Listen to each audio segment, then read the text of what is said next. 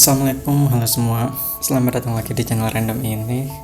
Kali ini aku pengen ngobrolin hal yang sebenarnya muncul dari rasa penasaran doang ya. Bukan buat nyudutin siapa-siapa, apalagi pemerintah. Jadi santai aja. Jadi belakangan ini seperti kita ketahui, ada lumayan banyak berita terkait proyek tugu-tuguan gitu kan. Ada tugu biawak yang biayanya murah banget. Terus beberapa hari lalu juga muncul tugu Raja Wali, biayanya juga termasuk low budget. Nah, yang bikin makin kepikiran tuh karena sebelumnya ada tugu gajah yang makan miliaran padahal bentuknya KTP. Bedanya jauh banget. Pertama-tama gue mau ngasih jempol dulu buat pemuda yang bisa ngebuktiin kalau proyek kayak gini tuh nggak harus makan biaya yang sebesar itu. Salut sih.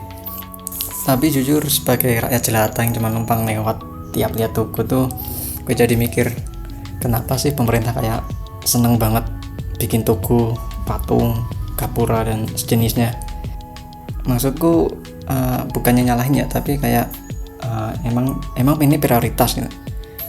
Ya mungkin APBD tuh udah dibagi-bagi sesuai posnya masing-masing, jadi nggak bisa asal dialihin gitu kan. Tapi semisal kenapa nggak dipakai buat yang lebih terasa gitu dampaknya?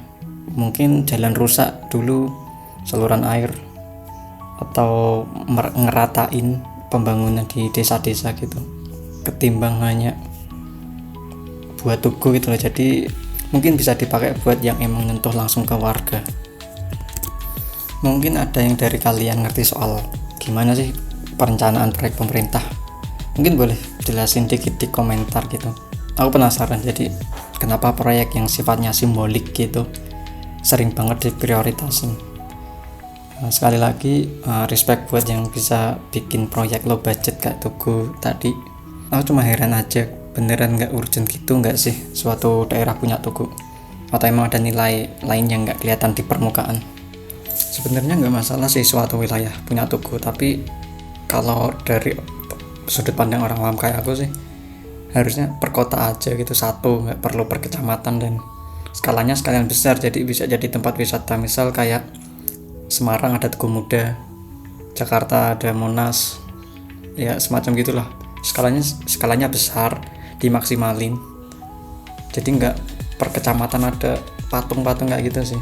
Ya gitu aja sih, unek-unek orang awam ini yang sering lihat tugu tapi nggak tahu fungsinya. Thanks yang udah nonton. Sorry kalau ada kata yang kurang berkenan. Yang punya pendapat silahkan di drop di kolom komentar. Thank you semuanya. See you on the next video. Assalamualaikum warahmatullahi wabarakatuh.